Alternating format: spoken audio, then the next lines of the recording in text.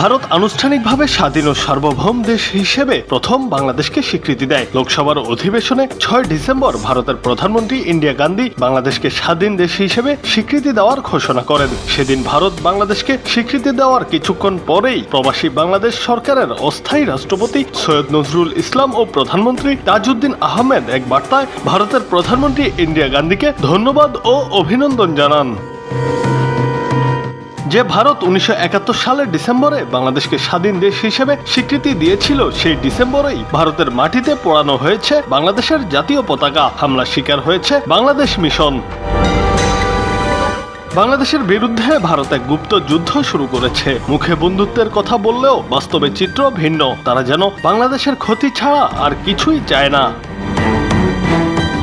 আওয়ামী লীগ সরকারের সময়ে গত 1.5 দশকে ভারত বাংলাদেশের সম্পর্ক যে উচ্চতায় পৌঁছানোর কথা বলা হতো, 5ই আগস্ট শেখ হাসিনার সঙ্গে পতন হয়েছে সেই সম্পর্কের। অর্থনৈতিক ও বাণিজ্যিক সম্পর্ক কোনোভাবে চললেও বাস্তবে সম্পর্ক ভালো যাচ্ছে না। জনসাধারণ পর্যায়েও সম্পর্কের একটা বড় অবনতি হয়েছে।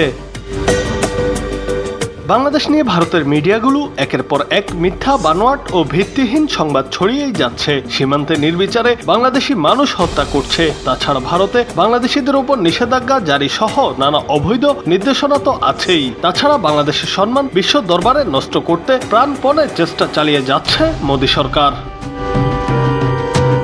জুনায়েদ আহমেদ, বাংলা টিভি।